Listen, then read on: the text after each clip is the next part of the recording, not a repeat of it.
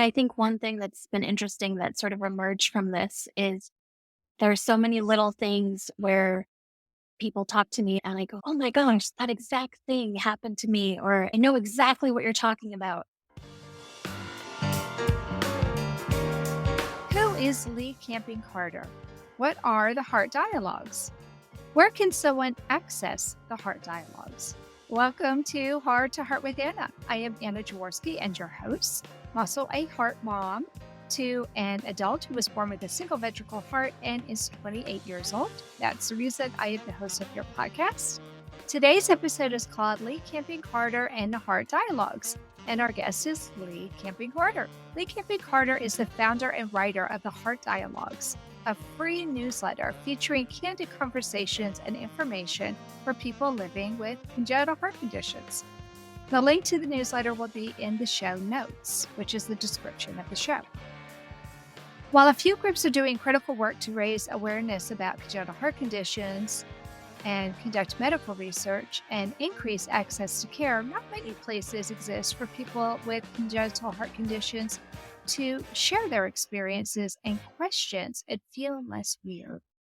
Leigh started the Heart Dialogues to be one of those places, a space where we can explore all the different ways that congenital heart conditions affects our lives, for better and for worse.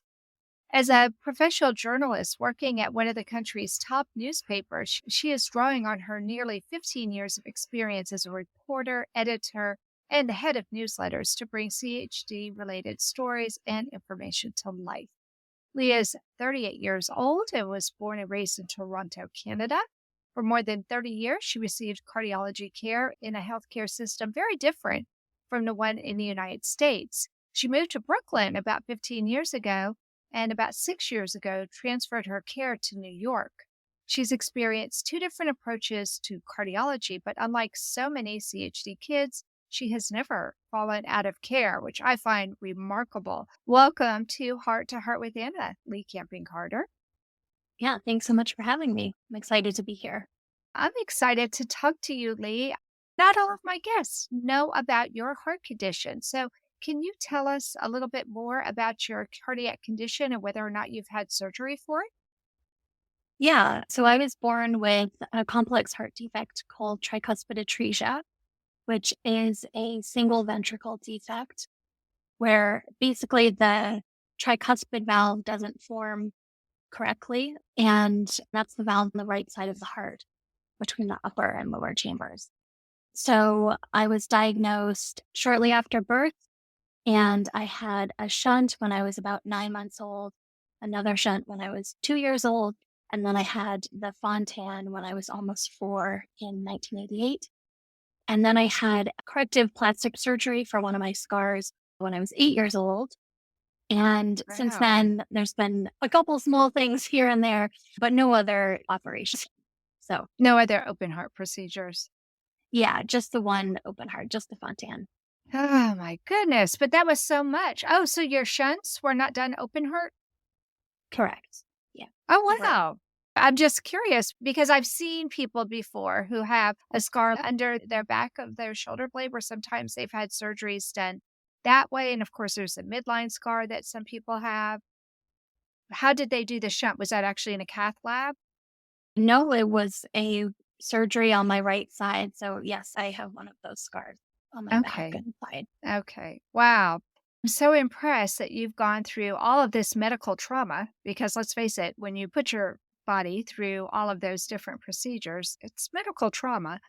And yet here you are trying to normalize things for other people who have been through the same trauma that you have. So kudos to you. I have really enjoyed looking at the newsletters that you've put out already. I read from top to bottom the one with Tracy, who was on my show before. I really enjoyed that. And I learned new things, even though she's been on my show twice. So that was really cool. I found it interesting that you've received care both in Toronto and in the United States. So tell me some of the differences that you noticed in care as an adult with a cardiac condition, first in Canada and then in the US. I was lucky enough to grow up in Toronto, which is a big city and has lots of really great medical care. and in fact has one of the world's best centers for pediatric cardiology. So I think there's a couple big differences. I had my care in Toronto until I guess about 6 years ago when I transferred it to New York, which is also a big city that also has really good medical care. So the care was top notch in both places. And this is, of course, only my own personal experience. But one big thing, of course, that's different is that we have universal health care in Canada. We never paid a bill. There was no in network or out of network. There was no paperwork or bureaucracy. It was really just you go to the hospital and you get care. And obviously, that was an adjustment coming to New York and realizing, like, oh, this is like a part time job.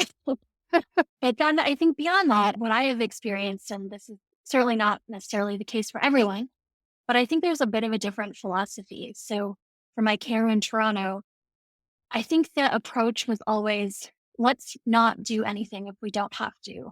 So if you don't have to take this medication, we won't this to you. If we don't have to do this procedure yet, let's not quite do it. Let's hold off.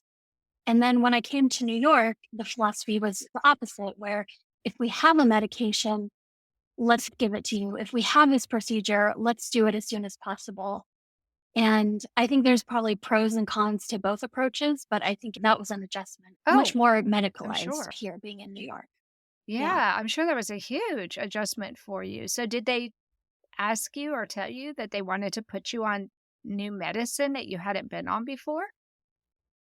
I have wound up going on several medications, partly because of health issues that have cropped up in the last 6 years, unrelated to Right, being right. in New York. But yeah, but I would say like my cardiologist definitely has an attitude where if there's some solid research that shows, hey, this might help, it's definitely let's get you on this. Let's try this. Or if there's a procedure that, hey, we could put it off for a year or we could do it now, the attitude is much more, let's do it now. Yeah. I find that fascinating that there are those different philosophies. And I wonder if there have been any studies, because it seems like there are always studies on everything, but I've never looked for this. I wonder if there are any studies that compare how adults in the CHC community do when they have a more laissez faire attitude versus a more aggressive attitude. And the problem is every human is so different that it's really hard to compare. I don't even know if you really could do a good comparison unless you just see certain across the board. Oh, this one population, they tend to have more congestive heart failure or something like that. I don't know. I don't even know exactly what you would look for. Yeah, I think it's also hard to say exactly what better would mean. Like, I Yeah. really appreciated when I was in my teens or 20s that my cardiologist, there was always talk of should she go on blood thinners? Should she go on blood thinners? And for me, I never wanted to because I never wanted to feel like a patient. I didn't want to feel sick. I didn't want to have to take medication. That is how my heart warrior was. Exactly. My kid fell out of care. And I wonder if maybe there had been a more laissez faire attitude. Maybe she wouldn't have fallen out of care, but she got sick and tired of all the medicine that she had to take and all the tests and being seen by cardiology every 6 months, even when she felt well. So she just quit going when she didn't have mom dragging her up there. And I wonder if maybe she had been only seen once a year instead of twice a year, and they hadn't been running quite as many tests, and they didn't demand her to take quite as many medications, if maybe she would have been more compliant. I don't know. She's still my kid, so there's I no think it's telling. hard to say. And I don't know if I would use the word laissez faire. I think it was really top quality care. I did have a Oh, I lot of don't mean tests. any disrespect. I Um, don't mean any yeah, disrespect. I no. just mean more laid back. I assume laissez-faire Yeah. was more laid back, not as opposed to a more aggressive approach, which I feel like many of the hospitals here in the US are much more aggressive. And that has a really negative connotation. I don't mean that in a negative way either. I just mean that they're more apt to try new things. But once you're an adult, you could do what my kid did, and you can say no. Like, my child's cardiologist decided that she needed a pacemaker. And my daughter did not believe she needed a pacemaker. She did her own research and found out that one of the new drugs that they put her on, one of the side effects could be arrhythmias. And so she met with an electrophysiologist and said, I don't think I need a pacemaker until we determine whether or not this new drug I'm on is what's actually causing the problem. And thankfully, the electrophysiologist agreed with her, and come to find out, yes, indeed, it was that drug that was causing the arrhythmias. And now she doesn't have those arrhythmias and she doesn't have a pacemaker. So I think it's really important to be able to be assertive for yourself and to do your own research. And that's one of the things I like about the heart dialogues is that you're talking to people about their own specific conditions and their own specific journey. And you were really detailed with the one newsletter that I read. You really went into a lot of detail with Tracy and asked her a lot of questions. And because she felt really safe with you, Leigh, she really opened up to you and shared a lot of information. I think one of the problems for heart warriors is it's hard to find anyone else just like you. It's hard to find anyone else who's gone through exactly what you've gone through. And even with these dialogues, Tracy didn't go through exactly the same thing you did, but just by having that conversation, it gives you a chance to hear somebody else's story. And then if you start to experience something that you've read somebody else has experienced, maybe you know some of the possible consequences or at least some of the jargon and terminology to use when you talk to your doctor. Yeah, I've been really lucky that when it's been really open and candid with me, and I feel very lucky to the people that I've interviewed for being that way. I think one thing that's been interesting that sort of emerged from this is there are so many little things where people talk to me and I go, "Oh my gosh, that exact thing happened to me," or "I know exactly what you're talking about." And I've never had anyone in my life where that's been true. I think it's also interesting that there's as much where it's, oh, that experience is very different from mine. You people who've had more interventions or fewer interventions. We call this congenital heart disease or congenital heart conditions, but that encompasses such a wide array of It defects does. and Mhm. experiences and severity and all that kind of stuff. Yeah, it's been equally rewarding to hear the stuff that feels really familiar and the stuff that feels really different.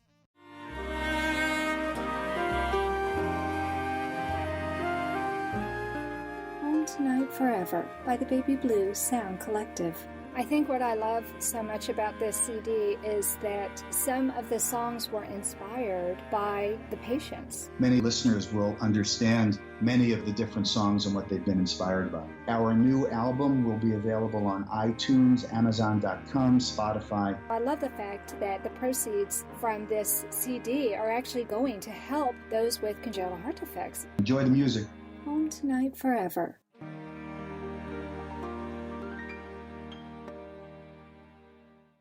This content is not intended to be a substitute for professional medical advice, diagnosis, or treatment. The opinions expressed in the podcast are not those of Hearts Unite the Globe, but of the hosts and guests, and are intended to spark discussion about issues pertaining to congenital heart disease or bereavement. You are listening to Heart with Anna. If you have a question or comment that you would like addressed on our show, please send an email to Anna Jaworski at anna@hearttoheartwithanna.com. That's anna@hearttoheartwithanna.com. Now, back to Heart with Anna.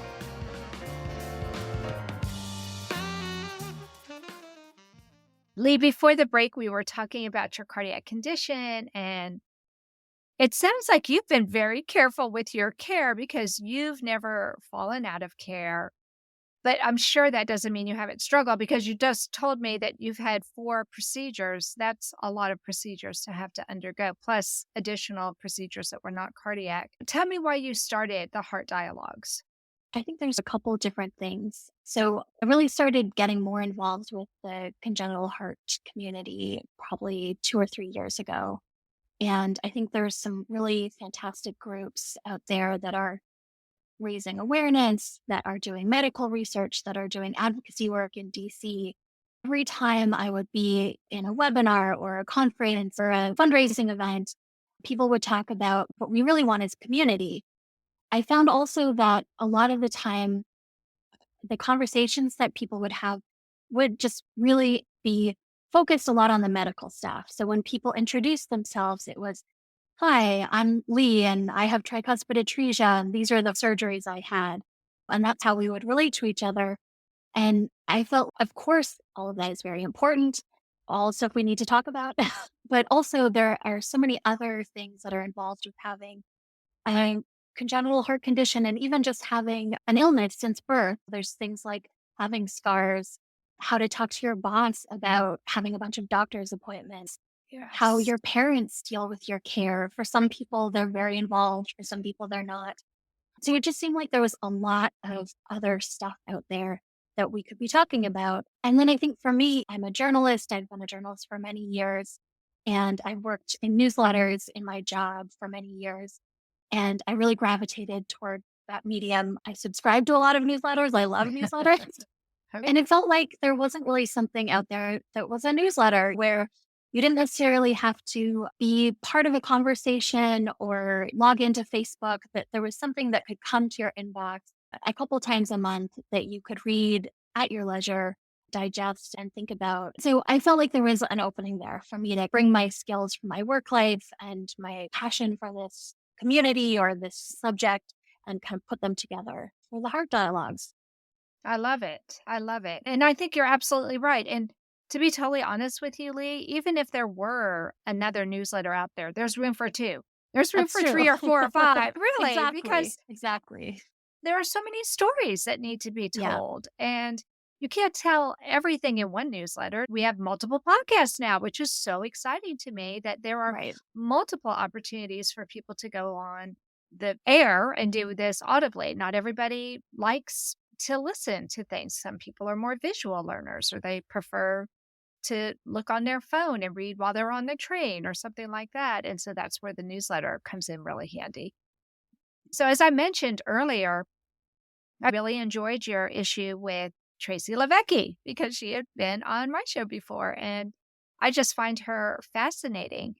I was so impressed with how in depth your interview with her was because I think that would have taken longer than the 30 minutes to an hour I usually spend with people putting together my podcast. So, can you take us through the process that you go through to create your newsletter? Yeah. So these interviews, at least so far, have all been phone conversations. We've talked for a range from 40 minutes to 60 plus minutes.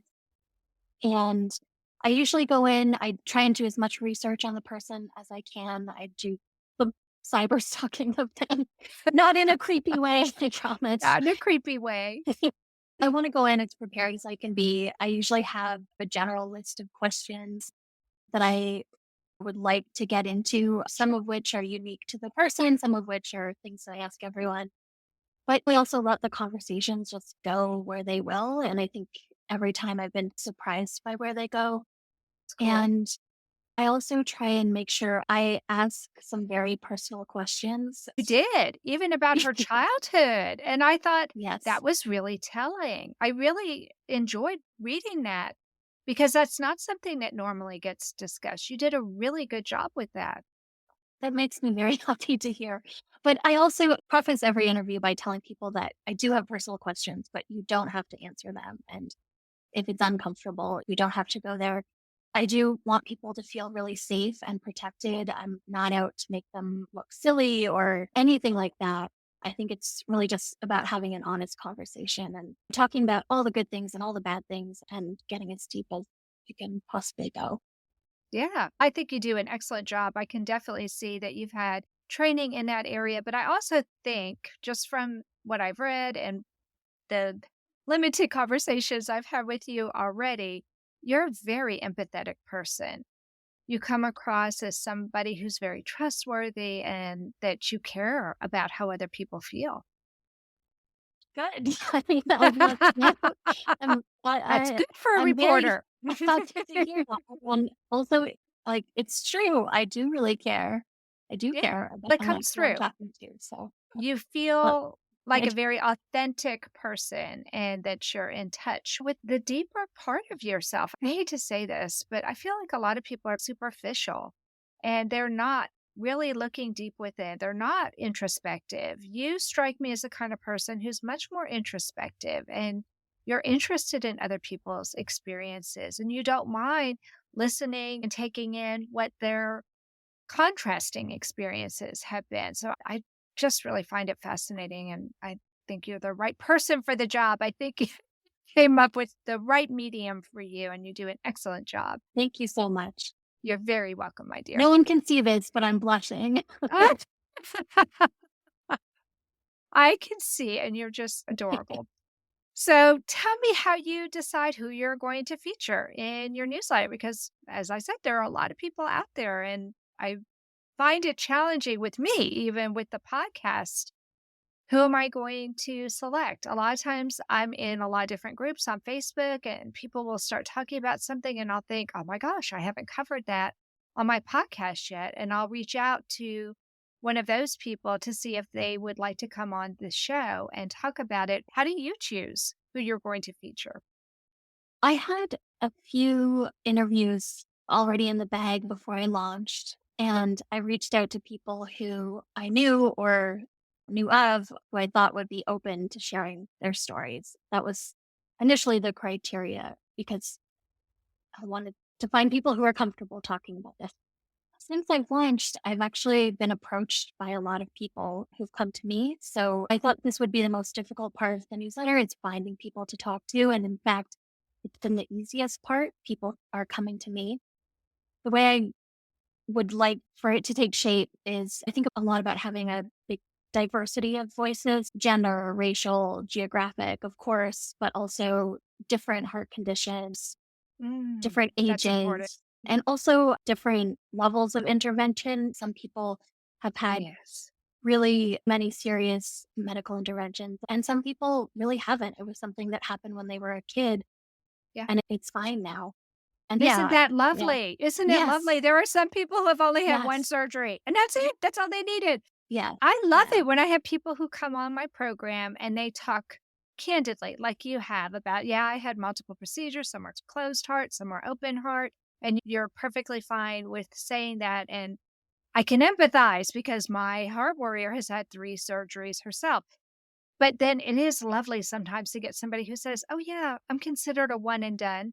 And I think, wow, thank goodness there are some people out there like that. And not everybody has to have so many procedures because it's hard psychologically, emotionally, physically. It's so hard to go through all of that. So I'm glad to hear you're looking for diversity, different types of heart defects, different experiences. I think that's really wonderful. And different ages. That's nice too, because as we know, this happens to people of all ages. And so many of you are living to be adults and even older adults, which to me is really exciting. I love having somebody on my show who's in their 50s or in their 60s. That gives me so much hope for my heart warrior.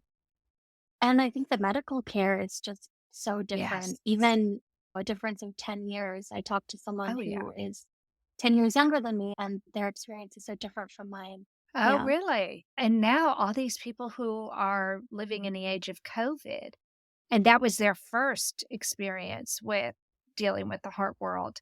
That's got to be so much harder, at least when my heart warrior and when you were having to undergo your first surgeries, both your mommy and your daddy could be there with you.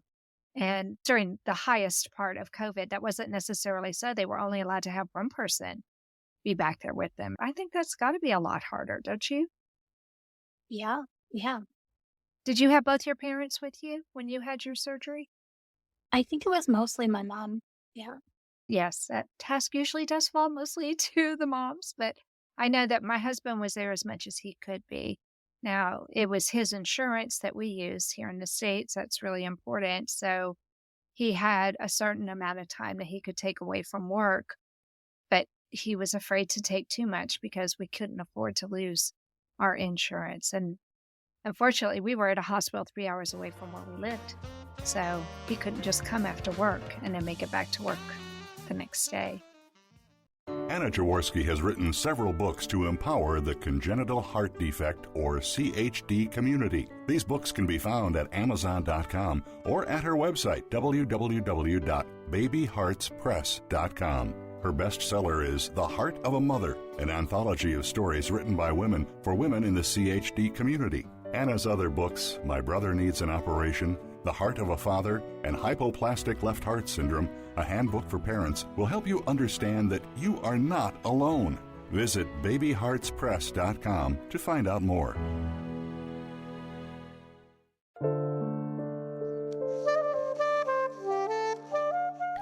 Heart to Heart with Anna is a presentation of Hearts Unite the Globe and is part of the Hug Podcast Network. Hearts Unite the Globe is a non-profit organization devoted to providing resources to the congenital heart defect community to uplift, empower, and enrich the lives of our community members.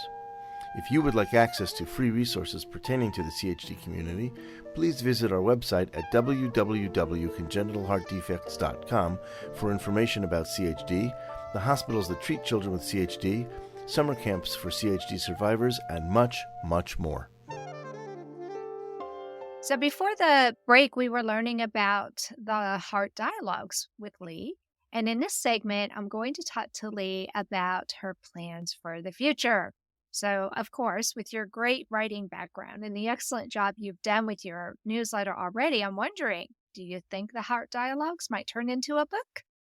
I'm certainly open to that. I'm not quite looking that far ahead right this moment, but I am thinking of the future of the newsletter. I think there's a whole bunch of essay ideas that I have that I'd like to roll out.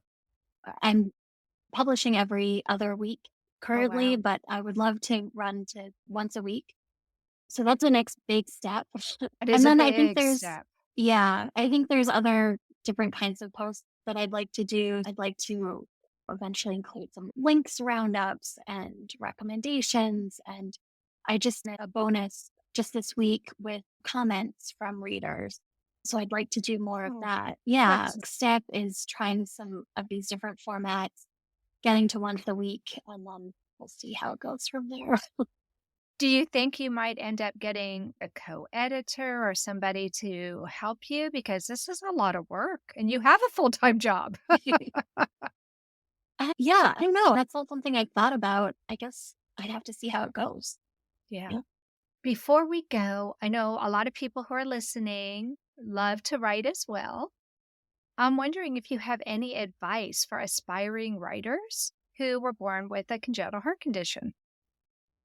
Yeah, I would give the same advice for anyone who wants to write. And I'm certainly not an expert. I've been doing journalism for a long time. I've been writing since I was a kid. I think there's lots of great resources out there. But yeah, I would say this sounds silly, but I think the first thing to do is actually write. Um, It doesn't sound silly when you're a writer because writers are the worst people about procrastinating about writing. Yeah. And I think it's really hard if you have a job, if you have kids, if you have like all the to-do lists that goes on and on. I think it's really easy to push writing off. And I think it's also easy to get intimidated and think that I have to write something that's beautiful. I have to write something that gets published. I have to write something that is a certain length, or I have to spend 4 hours at a time doing it. And I would say none of that is true. I would just carve out 20 minutes if you can and just sit, write. Don't put any restrictions on yourself. Don't put any pressure on yourself. Just write. So writing is a big part of writing.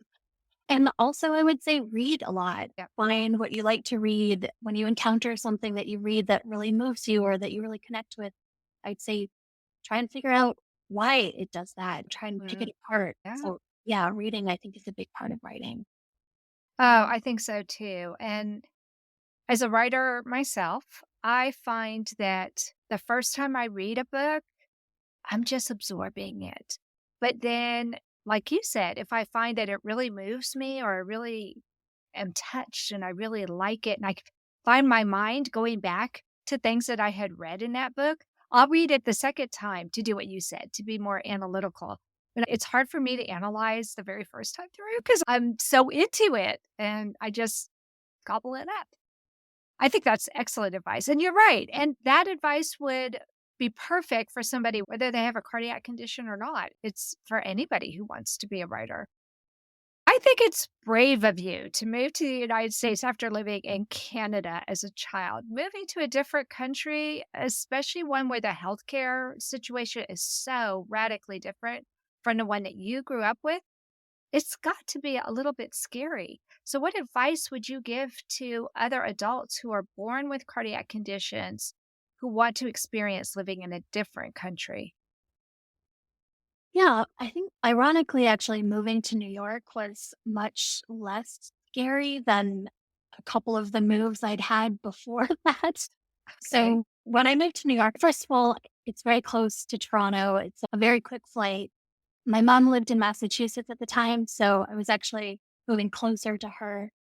And I had gone to university in Vancouver, Canada, which is way on the West Coast, which is a Right. 5-hour flight across multiple time zones. So New York was actually closer and easier to be in touch with my family.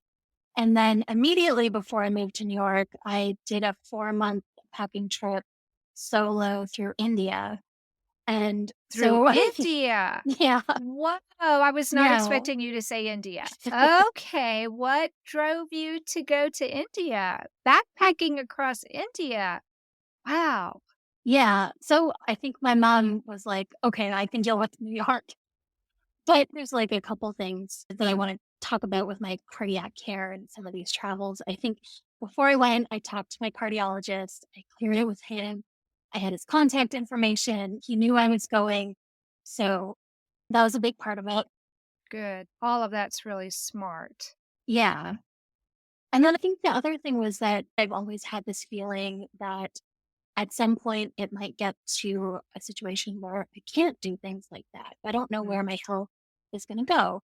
mm. And the reality is that everyone has that, I you was just know? going to say, my husband and I are entering our 60s. I'll be Yeah. 60 this year. And we've been saying, okay, where do we really want to go that we know we have to be in good enough health to do it, that we need to do it now before we get into our 70s? It will be a Yeah. lot harder. Yeah. Yeah. And I think that people who were born with these complex conditions, both for good and for ill, have a real sense that our lives are finite Tomorrow's and not our health guaranteed. is finite. Yeah.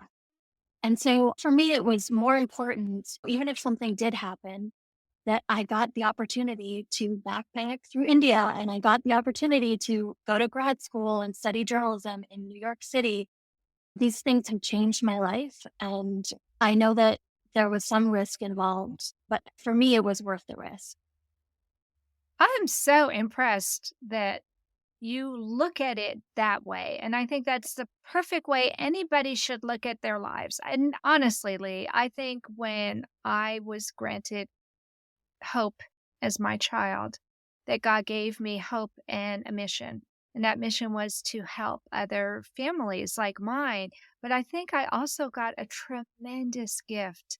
And that gift was the knowledge that tomorrow isn't guaranteed and that I needed to appreciate every day. And I already did because I was one of those people who had a really hard time getting pregnant. So it took me 5 years before I had my first Oh, child. And 3 of those years were fraught with a lot of concern what was wrong with me, that I couldn't get pregnant. I think maybe it was God's plan for me to wait for a while. And I think I needed the maturity that comes with being a little bit older to navigate the complexities of having a child with special needs. My first child, luckily, didn't. He is his own special character. He taught me about how to be a mother to a very challenging child, but not medically challenging. And then when I had hope, being 31 was a good thing because I knew how to do research. I knew how to be an advocate for my child. I did have some of that extra wisdom that comes from being a little bit older. And I'm glad I wasn't 20 or 21 when I had a child like that. I think it would have been tremendously more difficult. But just learning how precious each and every day is and not taking things for granted and saying to yourself, okay, This is an experience I would like to have. It comes with some risk. Let me minimize that risk. You called your cardiologist, you did your research, you knew where you could go for help if you needed to. That's just brilliant. I wish everybody would do something like that because every trip that you take comes with some risk, whether you have a medical condition or not. And it just makes sense to know, where can I go, especially if you're going in a place where you don't speak the language. And the thing about India is, what are there, 42 different states and just as many languages?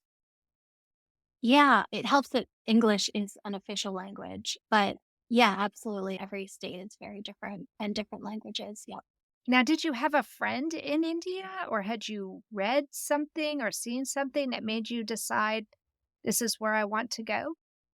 Yeah, I think I had just always been interested in the culture and the food. So in Canada, when I was born, there were these things called baby bonuses where the government would give you like a few $100s for every baby that you had.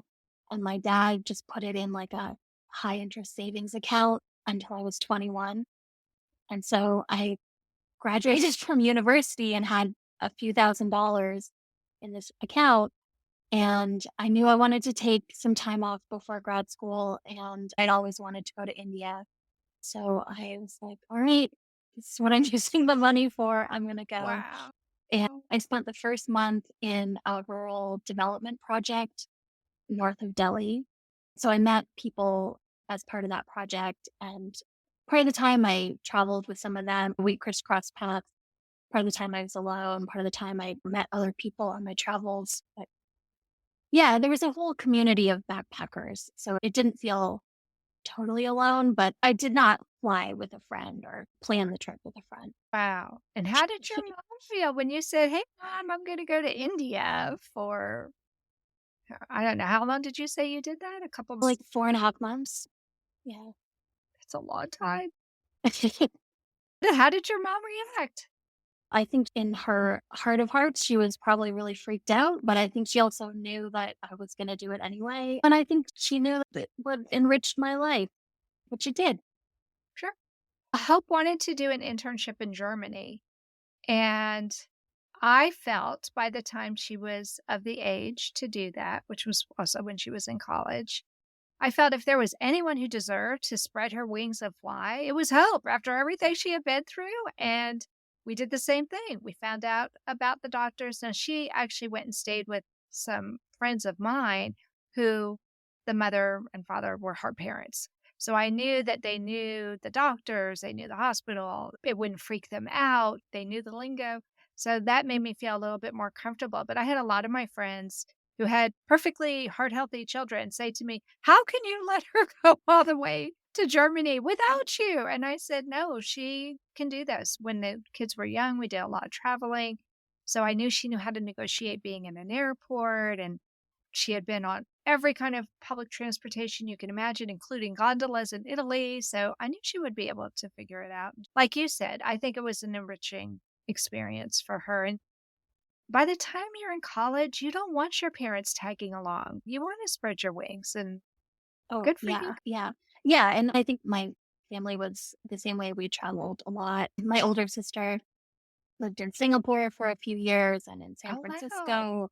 My mom had moved to Massachusetts. I did school about as far away as you can get in Canada. So there Yeah. was some precedent for it. Wow. This has been so much fun. I had no idea we were going to go there about travel. I love to travel, but I have never been to India. It's too bad that you don't work in a job where you get to travel and write. Have you ever considered getting a job as a travel writer? Not as a travel writer. I have had a job before where I did get to travel from time to time for work. So yeah, that was a lot of fun. Yeah. Well, I have thoroughly enjoyed getting to know you a little better and getting to know about the Heart Dialogues. Let's tell everybody how they can find it, and then I'll include it in the show notes too, Leigh. Great. Yeah. So you can sign up at theheartdialogues.substack.com and it's free. It comes every other week. And again, theheartdialogues.substack.com. So, the Heart Dialogues. Easy to subscribe. You go to the page, box pops up, super easy, and you'll get all kinds of wonderful content. It's totally worth it. I completely endorse it. And I'm hoping that you'll want to be part of the Hug Podcast Network. We have a media channel, and we don't have any newsletters up there. So I would love to feature your newsletter on our media channel. Oh, yeah, sure. That Then sounds great. people can go from my page to your page and they can get your beautiful newsletter. Awesome. Well, thanks for coming on the show, Leigh. This was fun. Yeah, thank you so much for having me. I really appreciate it, and this was really fun. Friends, that does conclude this episode of Heart to Heart with Anna. Thanks for listening today. Hope you found this program helpful. If you have any questions about the show, please feel free to send them to me at the Hug website. That's heartunitetheglobe.org, or at Anna@hearttoheartwithanna.com. I'm sorry, it's really long to spell, so it's easier to go to the website. But I'll put the links in the show notes in case any of you are on your bike or in your car. You don't have to worry about grabbing a pen. The link to the Heart Dialogues and to my website will be in the show notes. Have a great day, my friends, and remember, you are not alone. Thank you again for joining us this week. We hope you have become inspired and empowered to become an advocate for the congenital heart community. Heart to Heart with Anna with your host, Anna Jaworski, can be heard at any time wherever you get your podcasts. A new episode is released every Tuesday from noon Eastern Time.